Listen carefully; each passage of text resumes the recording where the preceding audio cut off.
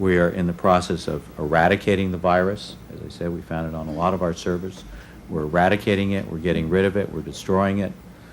It has not resulted in any disruption. 24 August 1995 Windows अपना revolutionary product Windows 95 launch करता है। ये Windows series का पहला ओएस था जिसके अंदर स्टार्ट बटन इंट्रोड्यूस किया गया और यही स्टार्ट बटन विंडोज की आगे जाके बहुत बड़ी पहचान बना। Consumer oriented operating system, graphic user interface लोगों के बीच में इंस्टेंट सक्सेस बना और सिर्फ पहले ही साल में 4 करोड़ से भी ज्यादा सिस्टम्स ने विंडोज 95 को अडॉप्ट किया। विंडोज 95 के लॉन्च के 3 साल बाद 1998 में विंडोज 98 लॉन्च होता है, लेकिन विंडोज 98 के लॉन्च ईयर में भी माइक्रोसॉफ्ट का सबसे ज्यादा सक्सेसफुल प्रोडक्ट विंडोज 95 होता है। सीबीआई से लेकर पेंटागन तक सब लोग विंडोज पे ऑपरेट कर रहे थे।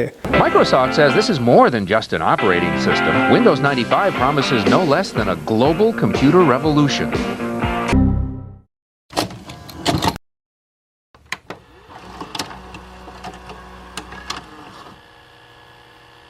This morning, however, as we got the antivirus tools operating, we've decided to shut down the system in order to make an assessment to understand what kind of effects this virus had on us. Windows के आज तक के सबसे ज्यादा successful product में एक छोटा सा बग था। विंडोज की जो भी फाइल .vbs एक्सटेंशन से ऐड होती, विंडोज उस एक्सटेंशन को हाइड कर देता। ऐसे समझो किसी के मेल पे एक फाइल आई है जिसका एक्सटेंशन है money.pdf.vbs, तो विंडोज 95 यूजर को मेल पे सिर्फ money.pdf दिखाएगा, यानी यूजर को देखने में तो फाइल .pdf लगेगी पर असल में वो एक VBS फाइल होगी। विंडोज के इस छोटे से बग को यूएस से 13,000 किलोमीटर दूर फिलीपींस में कॉलेज स्टूडेंट ने ढूंढ लिया था। ओनेल डे गुजमान फिलीपींस की AMA यूनिवर्सिटी का एक स्टूडेंट था जिसने अपने यूनिवर्सिटी के फाइनल ईयर के थीसिस के लिए एक प्रपोजल सामने रखा था कि क्यों नहीं विंडोज के इस छोटे से बग को यूज करके दुनिया भर के लोगों को फ्री का इंटरनेट एक्सेस दिया जा सके, क्योंकि गुजमान ऐसा मानता था कि इंटरनेट एक बेसिक ह्यूमन राइट है। AMA यूनिवर्सिटी के प्रोफेसर्स को गुजमान का प्रपोजल अनएथिकल लगा, जिस कारण उसके थीसिस के प्रपोजल को रिजेक्ट कर दिया गया।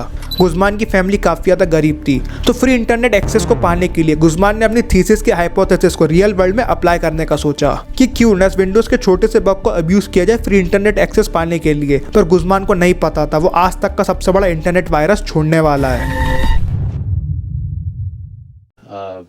And we have urged people, first of all, not to open anything that says I love you or love bug, whatever the tagline is. I've had about 40 of them this morning said I love you. I've never had so much attention, but of course I couldn't exploit any of them. Philippines के कई सारे Windows system के Microsoft outlook यानी उस time का Gmail, तो Microsoft outlook पे लोगों को एक मेल आती है जिसका टाइटल था आई लव यू मेल से एक फाइल अटैच थी जिसका नाम था iloveyou.txt।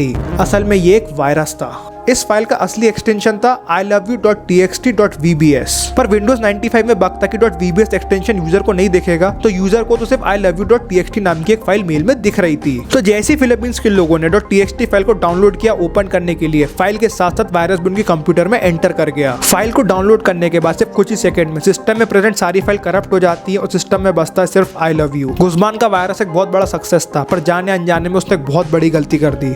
गुजमान का प्लान था फिलीपींस के मनीला एरियाज के कंप्यूटर को इन्फेक्ट कर दिया जाए, पर गुजमान ने वायरस की ज्योग्राफिक रिस्ट्रिक्शन फिलीपींस से रिमूव कर दी और ज्योग्राफिक रिस्ट्रिक्शन रिमूव करने के बाद उसने वायरस को रिलीज कर दिया, जिस कारण वायरस पूरी दुनिया में तेजी से फैलने लगा। जैसे ही वायरस किसी सिस्टम में एंटर करता, विंडोज एड्रेस बुक में जितनी भी मेल आईडी होती वो खुद से खुद को उन मेल आईडी पे मेल कर देता और लोकेशन अनरिस्ट्रिक्टेड होने के कारण जो नॉन फिलिपिनो मेल आईडीज थी उस पे भी आई लव यू वायरस ने खुद को मेल कर दिया। New dangers tonight from the LoveBug computer virus, this time disguised as a friendlier email. Copycats have now spread around the world. Bill Graffin joins us live. Bill. David, this is far from a childhood prank anymore. Experts say that the I love you virus could end up costing the world economy $10 billion in lost work time. May 5, 2000 दुनिया भर से खबरें आने लगी कि लोगों के system पे आई लव यू नाम से एक मेल आ रहा है जो असल में एक वायरस है। पहले तो फिलीपीन से I love you virus Europe के कुछ कंट्रीज में फैला और देखते ही देखते यूएसए पहुंच गया और सिर्फ 10 दिन के अंदर आई लव यू वायरस ने दुनिया भर के 5 करोड़ से भी ज्यादा कंप्यूटर्स को इन्फेक्ट कर दिया। Amazon, CIA, पेंटागन, इन ऑफिसेस की कई सारी फाइल्स जिनकी तो मॉनिटरी वैल्यू नहीं लगा सकते, उनको आई लव यू वायरस ने करप्ट कर दिया था। वायरस के इफेक्ट को मिटिगेट करने के लिए दुनिया भर के विंडोज मेलिंग सिस्टम को शट डाउन कर दिया गया और एक तरीके से पूरी दुनिया थम गई। यहाँ पे फिलीपींस में 5 मई वाले दिन गुजमान और उसके 2 दोस्तों को अरेस्ट कर लिया जाता है।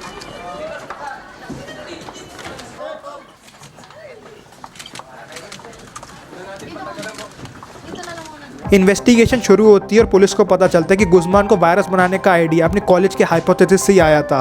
गुज़मान इस आइडिया को लेकर इतना पागल हो गया था कि उसने अपने फाइनल ईयर में कॉलेज से ड्रॉप आउट कर लिया। गुज़मान पर तो ट्रायल्स चालू होते हैं, पर एक दिक्कत थी कि इसको सजा क्या दे। ये पूरा सीन ईयर 2000 का है। उस टाइम पे साइबर क्राइम जैसी कोई चीज एग्जिस्ट नहीं किया करती और फिलीपींस में साइबर क्राइम को लेके कोई लॉज ही नहीं थे और कोई लॉ ना होने के कारण गुज़मान को बाइज्जत तो नहीं पर बरी जरूर कर दिया जाता है। विंडोज 95 अपनी गलती को सुधारता है और जैसे तैसे आई लव यू वायरस को दबा दिया जाता है।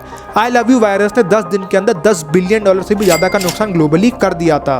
पूरे सिलसिले के बाद गुज़मान गुमनाम रहने लगा और कुछ रिपोर्ट्स की माने तो आज की डेट में गुज़मान फिलीपींस में एक छोटी मोबाइल रिपेयर्स की शॉप चलाता है। देखो, ये था आई लव यू वायरस का पूरा सीन। अगर तुम लोगों के पास भी ऐसे कोई वीडियो का आइडिया जो काफी ज्यादा अलग है और जिस पे वीडियो बनाई जा सकती है तो मेरे को इंस्टाग्राम पे मैसेज करके बता देना। अगर तुम्हारे टॉपिक अच्छा लगा तो तुम्हारे टॉपिक पे भी वीडियो बना देंगे। इंस्टाग्राम का लिंक तुम्हें कमेंट सेक्शन में पिन दिख जाएगा।